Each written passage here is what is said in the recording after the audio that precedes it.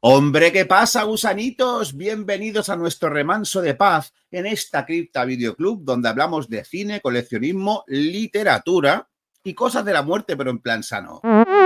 Hoy os traigo un vídeo que de verdad me apetece muchísimo hacer y además en este formato en el que voy a hablar de una forma completamente relajada, distendida, caótica, ya que no me preparo nada, ni tengo ningún guión, ni teleprompter, tampoco puedo tener teleprompter porque veo menos que pebeleche. Yo me pongo un teleprompter y haría el vídeo así, para poder ver lo que pone ahí. O sea que nada, esto es a pelo, a calzón quitado. Voy a hablaros de dos obras maestras realizadas por dos auténticos genios muy diferentes el uno del otro en dos medios completamente distintos. Una película que amo y una novela que amo también, ¿de acuerdo? Quiero dejar clara una cosa y es que este vídeo no tiene como objetivo ensalzar una obra, ¿vale?, en detrimento de la otra. Al menos en este caso no lo es. Vamos a comparar las dos obras para ver qué diferencias hay entre ellas, ¿de acuerdo? También quiero dejar clara una cosa en este vídeo por si alguna vez pues hago algo parecido, ¿vale? Si os gusta este vídeo y queréis que vuelva a comparar una película con un libro en un futuro, pues al menos quedará esto que voy a decir aquí, ¿vale? Cuando yo comparo una película con un libro, tengo claro que una película siempre va a salir perdiendo, ¿vale? Porque el cine tiene unas limitaciones que las novelas no tienen, ¿vale? En las novelas el límite sería la imaginación y la inteligencia del autor. A veces esto se puede ver condicionado por los tiempos de entrega o si algún editor pesado pues mete mucho las narices en el manuscrito, pero más allá de eso, nada más, ¿vale? Y en el cine pues ya sabemos que todo lo que tú quieras hacer que sea una película está supeditado pues al presupuesto, por lo tanto a los medios, a las propias técnicas cinematográficas. El cine tiene un corsé, ¿vale? Comparar una novela con una película es como hacer una carrera a una persona con muletas y otra que no lleva muletas. Eso es una cosa que yo creo que lo tenemos todos claros, ¿vale? Por ejemplo, en una novela tú puedes describir los pensamientos de un personaje, ¿vale? ¿Qué está pensando? ¿Qué está sintiendo? Y esa narración, esa descripción, le da una carga de profundidad y de densidad a las emociones que es mucho más fuerte de la que puedes conseguir en el cine muchas veces con la música, la planificación, las interpretaciones y tal, que se consigue, ¿vale? ¿Qué quiero decir con esto? Que lo que cabe en un libro no cabe en una película. Y casi siempre tienes que hacer, digamos, un resumen de lo que es la novela para que funcione una película. Es decir, muchas veces pasar un pasaje de una novela para convertirlo en una escena, pues eso es una tarea muy ardua, muy difícil. Entonces, cuando yo veo una película que está basada en una novela, tanto si he leído la novela previamente o lo voy a hacer después, siempre me hago una pregunta. ¿Esta película funciona por sí misma, independientemente de si existe una novela? Es decir, ¿es una película divertida, entretenida, emocionante, interesante? Si la respuesta es sí, yo ya lo tengo todo. Es decir, aprendo a valorar la película por lo que realmente es. Obviamente sucede que muchas veces las películas no son buenas adaptaciones, pero sí buenas películas. Y a veces sucede que son malas adaptaciones y además malas películas, que muchas veces insultan a la obra original. Y eso es una cosa que también sucede y si en algún momento tengo que comparar una película con un libro y la película es un truñal, pues oye, mira, lo voy a decir, pero para mí este no es el caso. Sí que os tengo que decir que después de haber leído la novela, que lo hice hace unos meses, hay un par o tres de aspectos de la película que a mí a día de hoy pues me han perdido fuerza al verlo. Pero vamos, nada que destruya mi percepción sobre ella, ¿eh? Yo sigo amando a Stanley Kubrick, sigo amando El Resplandor y eso es una cosa que espero dejar clara en este vídeo.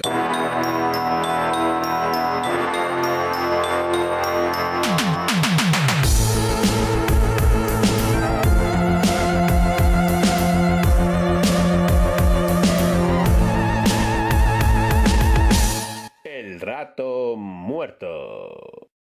Hoy presentamos El Resplandor, la película y la... Voy a ir más o menos mezclando las dos obras, ¿vale? Pero para poder hablar del Resplandor de Stanley Kubrick, pues primero tenemos que conocer qué es El Resplandor original, que es esta novela maravillosa del maestro Stephen King, ¿vale? Creo que es su tercera novela o por ahí, no lo tengo claro, ¿de acuerdo? Estamos hablando de un Stephen King en sus principios, ¿vale? Mira, hay tres hechos en la vida de Stephen King que fueron el detonante de que en su mente apareciese la idea para escribir esta novela. Y os lo voy a enumerar, ¿vale? El primer elemento es el hecho de que por aquel entonces, cuando escribió esta novela Stephen King, él era alcohólico, ¿vale? Él era un borracho empedernido, hasta el punto de que había llegado a escribir novelas borracho y tiempo después leer esas novelas, gustarle sus propias novelas y no recordar cómo las había escrito. Esto es un caso que le ocurrió, por ejemplo, con la novela de Cuyo, ¿vale? La del San Bernardo que tiene la rabia y toda la mandanga, pero bueno, no es el caso de esta novela, ¿vale? No es el caso de este vídeo. Entonces, ¿qué pasa? Que él era alcohólico en aquellos tiempos y tenía un problema. Por lo tanto, eso es muy importante porque esta novela nos habla de un escritor alcohólico. ¿Qué quiere decir esto? Porque Stephen King conocía muy bien qué es el alcohólico, los problemas que conllevan ser alcohólico y también qué es ser un escritor y los problemas que conlleva eso. Por lo tanto, eso ya le da un empaque a la novela. El segundo hecho en su vida es que él una vez se fue de vacaciones con su familia a un hotel que estaba, digamos, en el ocaso de la temporada, ¿vale? Se fueron al hotel y estaba el hotel a punto de cerrar. Estuvieron ahí unos días y cuenta Stephen King que le impactó muchísimo ver el movimiento que había en el hotel, ¿vale? Previo a la desolación. Ver cómo el servicio se empezaba a despedir, unos se iban, quedaban menos, cómo las cocinas se empezaban a cerrar. Y empezó a imaginarse cómo sería vivir eso sabiendo que cuando todo el mundo se haya ido del hotel, tú te vas a quedar allí solo con tu familia y que además posiblemente te tuvieses que quedar allí encerrado sin poder salir. Cuando vio esto, Stephen King pensó, hostia, aquí hay una historia de terror que contar. Y luego viene el tercer elemento, el tercer hecho que para mí es el más importante y el más representativo dentro de esta novela, ¿no? Y es que Stephen King tenía un manuscrito muy avanzado, ¿vale? Tenía un libro casi terminado y lo tenía sobre el escritorio de su despacho, ¿no? Y un día llegó a casa borracho, ¿vale? Llegó a casa que el tío había empinado el codo, ¿vale? El tío era un levantador de codo que ni Tony Jaa, ¿eh? Tú has visto On Back, Tony Jaa dando codazos de Muay Thai, pues los codazos de Stephen King en aquella época eran increíbles. Pues claro, llegó borracho a casa y ¿qué pasó? Que cuando entró en su despacho se encontró todas las hojas del manuscrito esparcidas por el suelo, llenas de garabatos, de letras y de dibujos que había hecho su hijo Joe, ¿vale? Su hijo Joe Hillstrom King, ¿vale? Que a día de hoy lo conocemos muchos como Joe Hill, ¿vale? Un escritor por méritos propios. Además, creo que es un escritor muy interesante. No es uno de mis escritores favoritos, pero he leído un par de libros suyos que me han gustado bastante, ¿no? Es muy interesante y tiene una muy buena imaginación. Bueno, esto es una cosa para que lo sepáis si no lo sabías. Dice Stephen King que cuando vio aquello le invadió una ira tan fuerte, pero de verdad, un arranque de ira tan fuerte que le dieron ganas de coger a su hijo y reventarlo, ¿vale? Lo echó de la habitación con muy malas maneras y el niño se fue de ahí asustado, ¿vale? Al cabo de un momento, cuando se hubo calmado y empezó a recoger el manuscrito, vio que en las hojas ponía: te quiero mucho, papá, eres el mejor, eres mi mejor amigo. Y le invadió una tristeza increíble, ¿no? Pensó, tú imagínate que en ese momento yo me dejo llevar, no solo por la ira, sino también por la enajenación que te puede provocar el estar ebrio. Yo me dejo llevar y yo le hago daño a mi hijo, a la persona que yo más quiero en el mundo y encima que mi hijo me quiere a mí, porque palabras de Joe Hill, él siempre dice que su padre es el mejor escritor que va a conocer jamás y además su mejor amigo. Es decir, la historia de amor que hay entre Stephen King y su hijo es espectacular. Además, lo puedes ver en alguna entrevista que le hacen a Stephen King, siempre tiene un momento para expresar el orgullo que siente por su hijo. Bueno, por todos. También tiene a Owen que escribe y tal, pero sobre todo por Joe Hill, porque es lo que yo más le escuchaba decir. Entonces, ese sentimiento, esa posesión que tuvo durante un momento por el monstruo del alcohol y de la ira, casi le lleva a hacer daño a su hijo. Y esto es algo que yo creo que es sobre lo que gira El Resplandor. Porque el personaje de Jack Torrance en la novela no es un padre maltratador.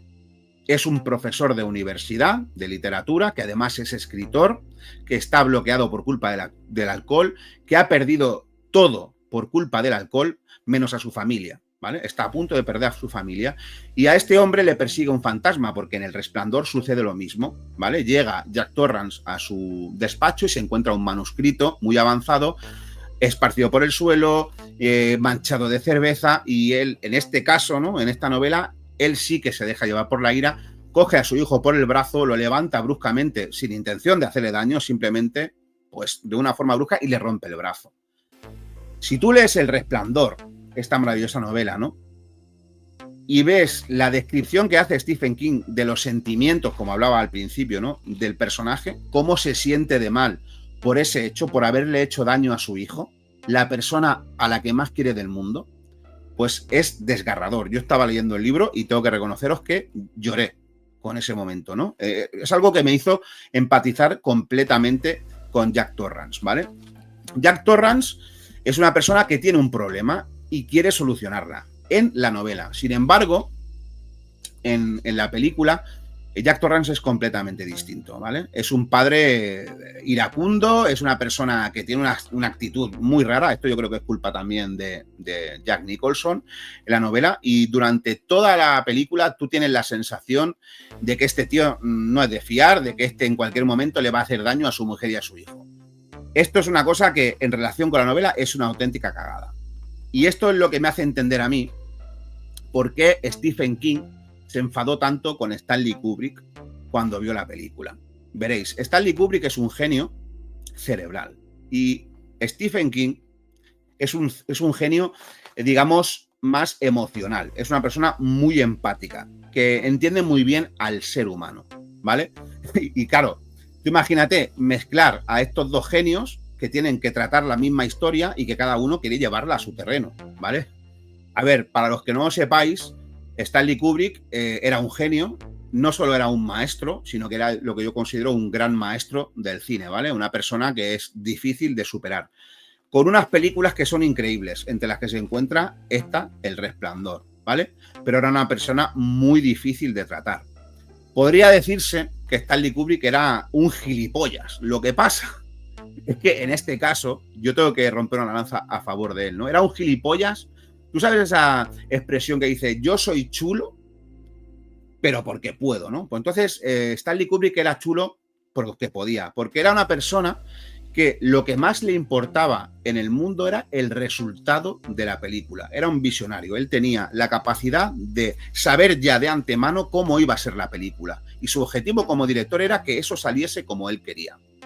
Y en este caso, pues sus gustos y su inteligencia pues le daban la razón. Os voy a contar una anécdota de Stanley Kubrick para que entendáis un poco cómo era y por qué yo digo esto, ¿vale?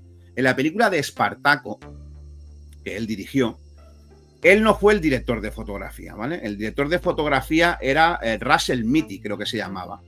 ¿Y qué pasa? Que antes de ser director, Stanley Kubrick era fotógrafo profesional, y no un fotógrafo cualquiera, era un fotógrafo de tomo y lomo, de 3 pares de cojones, ¿vale? ¿Qué pasa? Que se pone a hacer la película, él tiene su visión y empieza a darle ciertos consejos al director de fotografía, el cual, pues, eso no lo aceptó muy bien, no le sentó muy bien, y empezaron a discutirse, ¿vale? Porque el director de fotografía, claro, quería hacer su película y Stanley Kubrick quería hacer la suya. Lo que pasa que en el cine hay algo que es un poco peliagudo, ¿no? Porque el director es el que firma la película. Por mucho que el director de fotografía firme la fotografía de la película, a quien le van a caer los palos, el responsable del resultado al final es el director. Entonces, ¿qué pasa? Se discutieron y Russell Mitty, si digo mal el nombre, perdóname porque no me acuerdo bien, ¿vale? Se fue enfadado. Y cuando volvió al set, Stanley Kubrick le dijo, mira, tío, haz el favor de sentarte ahí y estarte callado y aprende. Te voy a enseñar cómo se hace la fotografía de una película. Total, que esto pasó al principio del rodaje de Espartaco, ¿vale?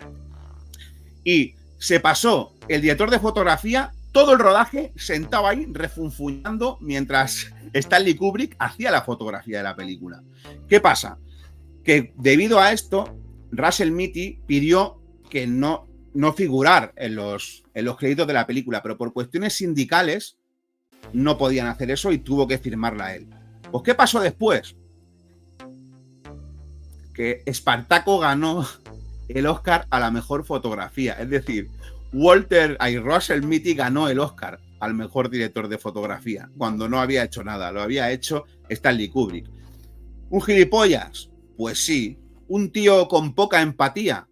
Pues sí, pero un genio al fin y al cabo que sabía lo que quería para su película, y a día de hoy todos los que amamos el cine pues somos testigos de que los resultados de sus obras le avalan, igual que también le avala el resultado de esta obra.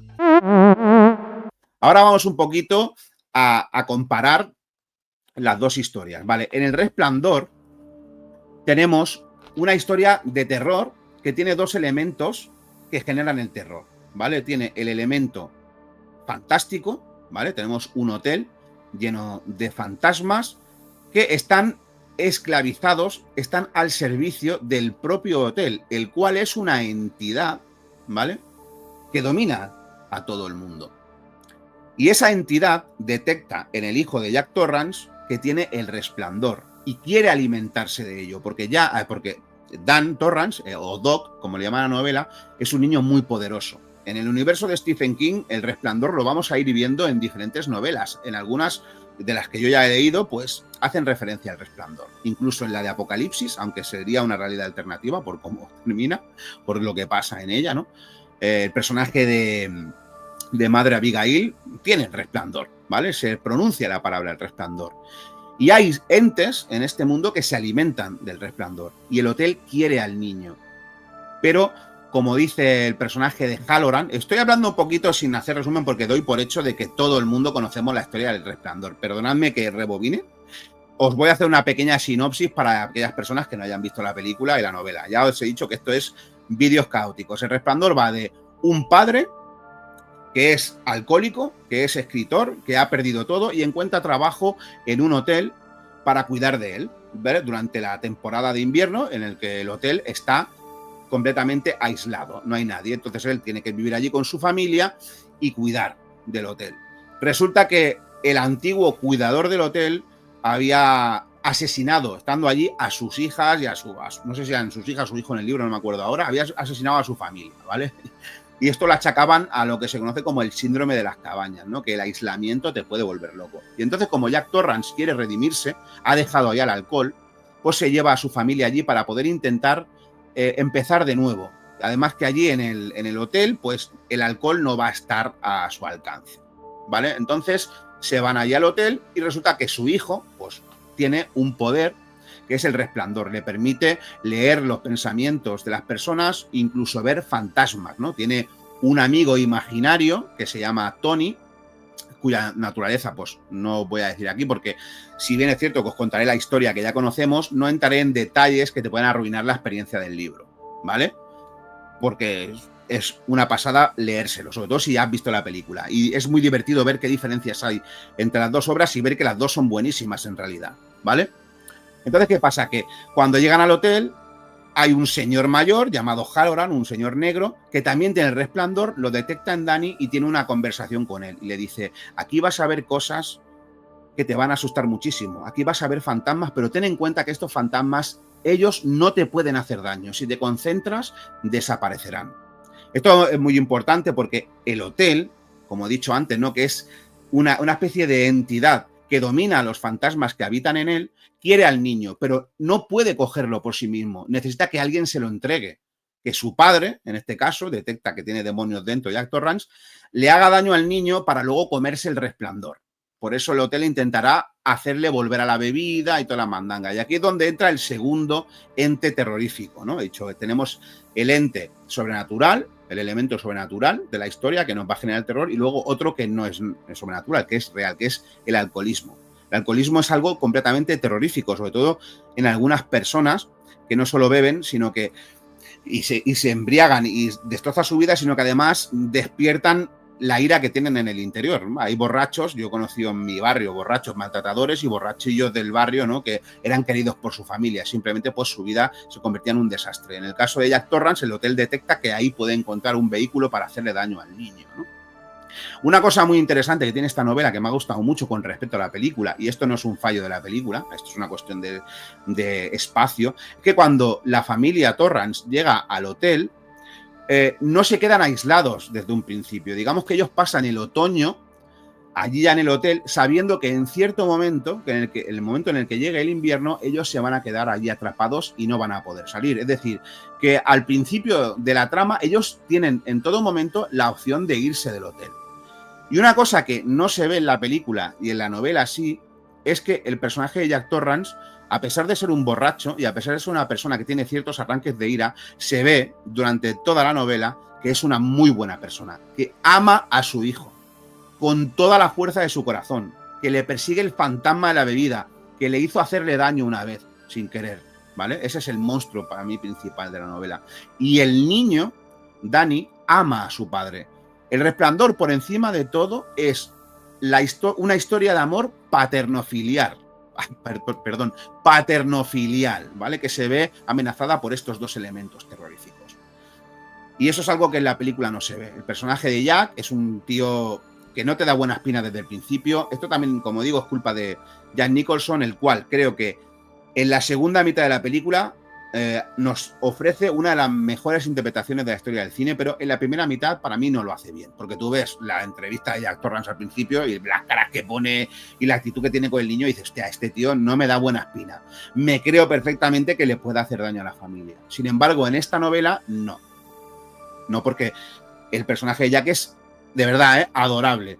¿Qué pasa? Que durante todos esos meses en los que ellos aún tienen la opción de poder irse del hotel, pasan cosas que les preocupan a los tres personajes, a Wendy, a Jack y a Dan. Y me ha gustado mucho ver que, a pesar de que tenían esos problemas, de que Jack ve que su hijo está pasando mucho miedo, de que están pasando cosas raras, de que tal vez no sea una buena idea quedarse en el hotel aislados en el invierno, quizás debería ser una buena idea largarse de allí, llevarse a su familia de allí. Él se lo plantea en muchas ocasiones, pero luego, ¿qué pasa? Viene el monstruo del alcohol. Le dice, si te llevas a tu familia de aquí, con los antecedentes que tienes, no vas a encontrar trabajo. ¿De qué vais a vivir? Con el sueldo de Wendy no vais a poder. Es decir, se ven un poco esta familia atrapados, ¿no? Por las circunstancias. Y eso es una cosa que genera desasosiego, ¿no? Dices, tío, yo sé lo que va a pasar, yo ya sabía lo que iba a pasar, digo, tío, no os quedéis aquí, no os quedéis aquí. Vas viendo cómo progresivamente, pues, la vuelta atrás es menos opción, ¿de acuerdo?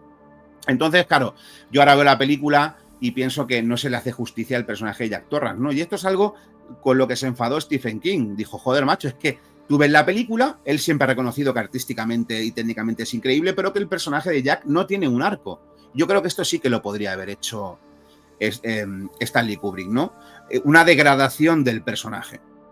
Un personaje al que tú le perdonas unos errores que ha cometido porque ves que es una buena persona y temes, ¿no? Que el hotel consiga realmente dominarle para que haga daño a su familia. En la película tú no entiendes realmente por qué quiere hacer daño a su familia. Es un poco lo achaca Stanley Kubrick a lo cerebral, al síndrome de las cabañas, al aislamiento. Es el padre que simplemente quiere hacer daño a su hijo y en la novela no es así. Aquí sí que os hago un poco de spoiler, que es un momento que me hizo llorar muchísimo, que es en el momento en el que Jack está persiguiendo al niño, ¿vale? Hay un momento que Danny le dice a su padre, dice, tú no eres mi padre nunca me haría daño, tú eres el hotel es el que me quiere hacer daño, no mi padre. Él no culpa al padre, sabe que él nunca le haría daño, ¿no? Y hay un momento en el que Jack tiene un momento de lucidez y le dice a su hijo, Danny, sal corriendo de aquí con tu madre, sal corriendo de aquí y recuerda siempre, pase lo que pase, que te quiero muchísimo. Entonces Jack empieza a darse golpes a él mismo con el martillo. En vez de un hacha, en la novela es un martillo, ¿vale? Joder, mira, ese momento, con todo lo que llevaba ya en el libro, me hizo llorar muchísimo. Es decir, yo personalmente, igual tú lo lees y no te pasa, sentí muchísima empatía por Jack Torrance, tío. De verdad. Y entonces entiendo, ¿no? Que Stephen King habló de una versión, de un what if de sí mismo. Y si a mí me hubiese pasado lo mismo que a Jack Torrance, ¿vale? Entonces, claro, lo hablamos, ¿no? En la novela se justifica mucho ese momento de persecución. El hotel quiere al niño y utiliza al padre para conseguirlo. Punto. Una cosa que sucede, y esto lo digo por si hago un vídeo sobre Doctor Sueño, que también he leído la novela y me gusta la película, y ese sería otro vídeo. Al final de esta novela, el Hotel Overlook explota, ¿vale? Desaparece. Y en la película, no, ¿vale? Pero esto simplemente es una cosa que quiero que tengáis en cuenta por si habéis visto el Doctor Sueño, la película, y no habéis leído la novela. Que quede esto como anticipo, ¿vale? A mí El Resplandor me ha parecido una novela súper bien escrita, con una capacidad. Mira, Stephen King tiene una capacidad de comprensión de cómo funciona el ser humano tan extrema que le permite crear unos personajes que son increíbles. Consigue que tú no veas una historia de terror que protagonizan unos personajes. Consigue que tú conozcas a unos personajes que podrían estar en tu pueblo a los que les pasa algo terrorífico. Esto parece una tontería, pero yo ya sé lo que me entiendo. Yo ya sé lo que me entiendo, como siempre decimos en este canal. No sé si pilláis lo que me quiero referir. Tiene unas 600 páginas, no, unas 500 páginas y de verdad no me he aburrido en ningún momento. Hay una cosa que se le achaca a Stephen King, ¿no? De tener un poquito de verborrea, ¿no? De a veces enrollarse demasiado. Pero dijo una cosa en una entrevista que me pareció muy interesante, ¿no? Habló de lo que es el cuento de Hansel y Gretel. Dice, Hansel y Gretel, ellos dejan un rastro de migas de pan para no perderse. Y se acaban perdiendo, ¿no? Los acaba secuestrando la bruja y su padre, que es un cazador, los acaba encontrando. Pero a mitad del libro, unos pájaros se comen esas migas de pan. Por lo que no tienen ningún tipo de peso en la historia, esas migas de pan. Ni ellos vuelven a su casa utilizando ese rastro, ni su padre los encuentra utilizando ese rastro. Pero todos recordamos ese elemento, que le da fuerza a la historia, que la hace mágica, ¿no?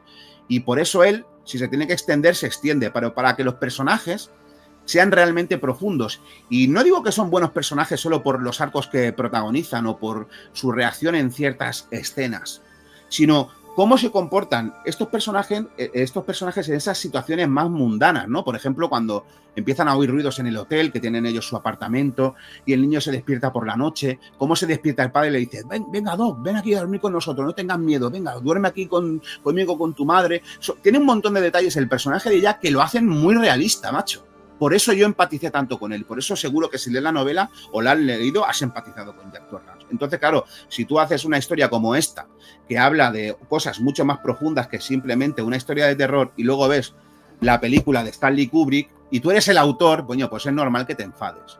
Pero yo también voy a romper una lanza a favor de Stanley Kubrick porque, a ver, El Resplandor a ti te puede gustar más o te puede gustar menos, pero yo creo que es una de las mejores películas de terror de la historia. Ya no diría la mejor, porque en el mundo en el que existe esta película también existe El Exorcista o La Profecía o, por ejemplo, el Rosemary's Baby, ¿vale? Llamada aquí en España La Semilla del Diablo.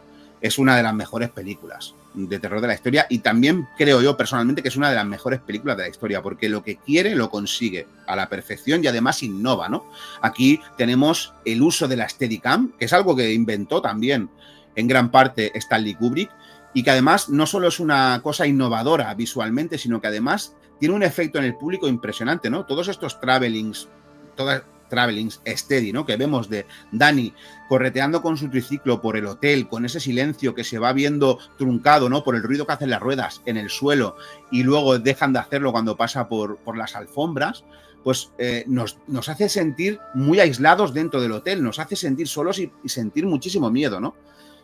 Es algo que esta película hace que otras no hacen, ¿no? Además, una película que estéticamente a mí me encanta por toda esta especie de interiorismo kitsch que tenía Stanley Kubrick, por las interpretaciones sobre todo en la segunda mitad, ¿no? De Jack Nicholson, que como digo, la primera mitad a mí no me gusta porque creo que no le da al personaje evolución. Es un poco raro y es una cosa que he oído a otras personas decir y ahora, después de ver una novela, pues yo también secundo, ¿vale?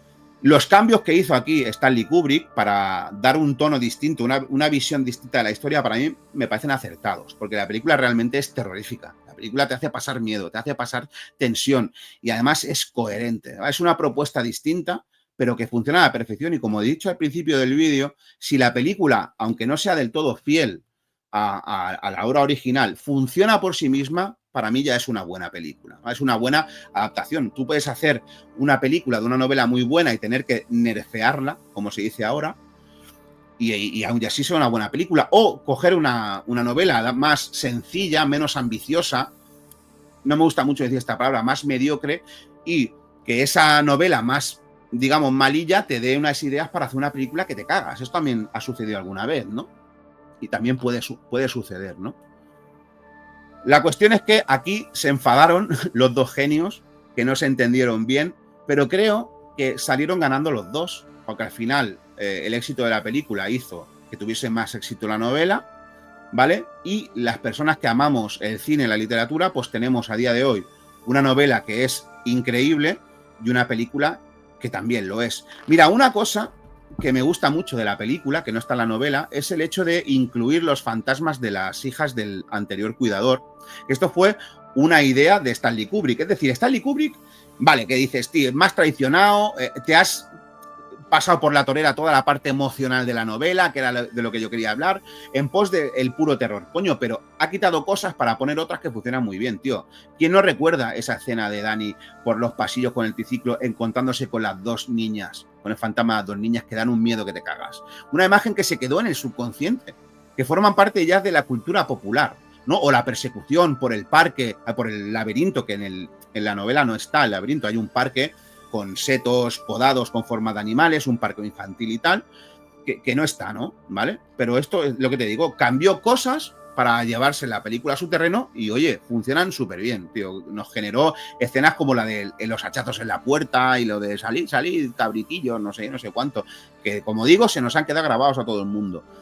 Eso sí, tengo que decir una cosa que me jode un montón, ¿no? Porque la película me parece terrorífica y muy tensa y lo que añadió pues Stanley Kubrick es espectacular. También tengo que decir que a pesar de que la parte emocional no está tan bien plasmada en la película y el arco del personaje no está tan bien plasmado, todo lo que es el esqueleto de la historia, Stanley Kubrick lo respetó muchísimo, cómo llegan al hotel, cuando Wendy encierra en la recámara, ¿no? en la alacena a Jack, cómo sale de ahí, es decir, todo lo que nosotros hemos visto en la novela, que está en la película. Lo que pasa que con una vuelta distinta. Pero una cosa que no entiendo es que aquí hay una escena, un pasaje, yo digo escena, porque si no me lío, yo sé que tengo amigos que leen y me dicen, no diga escena, di pasaje, que me puso los pelos de punta, pero que me dio miedo de verdad, ¿eh? Mira, voy a decir un elemento que yo habría mejorado de la novela, ¿vale? Mira, primero uno que me gusta mucho. Hay una escena en el parque de juegos infantil que me puso los pelos de punta de una manera que mira que para que me dé miedo una novela es difícil, pero yo pasé miedo.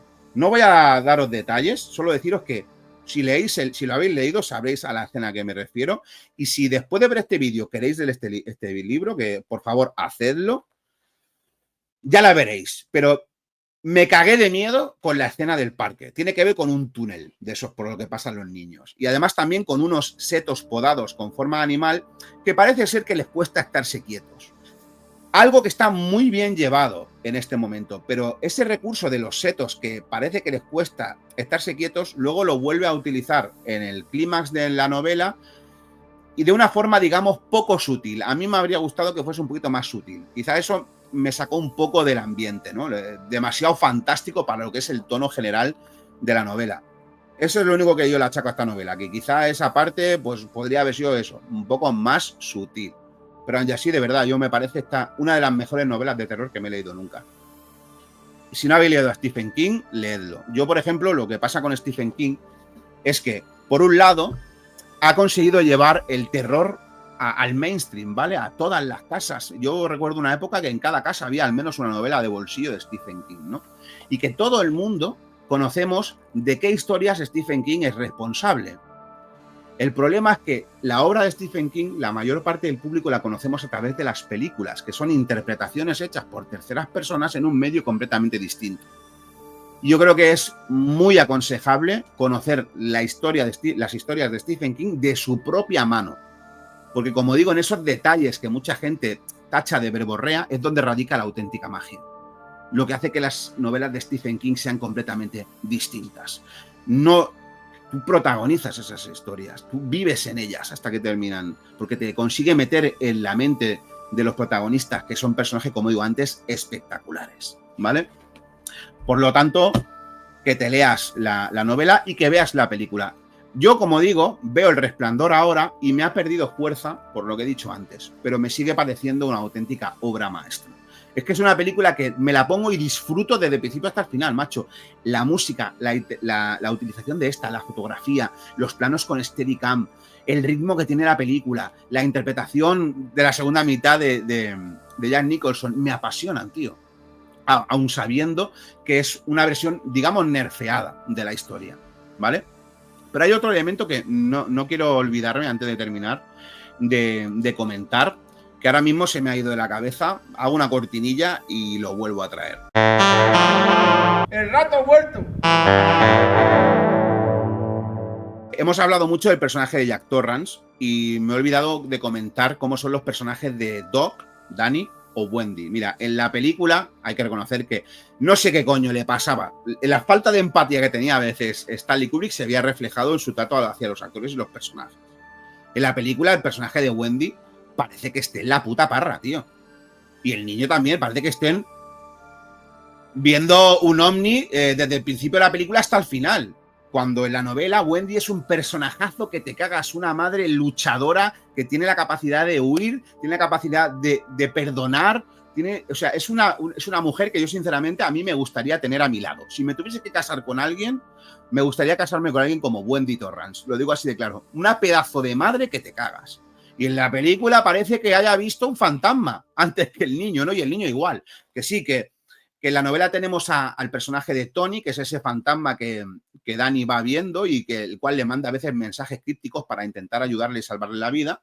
Y en la película, la versión cerebral, pues a Stanley Kubrick se le ocurrió lo del dedo, ¿no? Que es bastante perturbador, pero esconde el componente fantástico, el componente sobrenatural de la película. O sea, al final te queda un poquito a la interpretación. ¿Hay fantasmas de verdad o es que está todo loco el padre y se ha obsesionado con los documentos del hotel y con el pasado y tal? Es decir, en la película, en la novela queda claro y en la película pues no.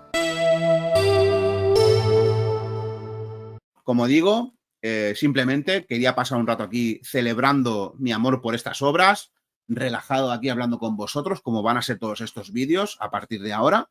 Espero que me pongáis en los comentarios qué opináis vosotros de la película y de la novela, si habéis visto, si habéis vivido las dos historias en los dos medios distintos, cuál de ellas os gusta más, por ejemplo, si os gustaría que hiciese más vídeos parecidos a este, porque yo creo que hay bastantes obras que tengo por ahí en la biblioteca y aquí en el videoclub. Y simplemente pues un placer pasar un rato con vosotros. Espero que seáis muy felices, que nos podamos ver en el próximo vídeo, en el próximo rato muerto, que espero que sea muy pronto. Y hasta ese momento, sobre todo, por favor, leed. A los que sé que hay muchas personas en este canal que lo ven por el cine, que os gusta el cine y que creéis que lo que os interesa solo es el cine. Si os gusta el cine, quiere decir que amáis las historias. Y si amáis las historias, tenéis que leer. Porque los mejores efectos especiales están en los libros. Ahí no existe el CGI, ¿vale? Leed, por favor, y ponedme vuestra opinión en los comentarios. Así que me despido, hasta la próxima y os digo como siempre, adiós, gusanitos.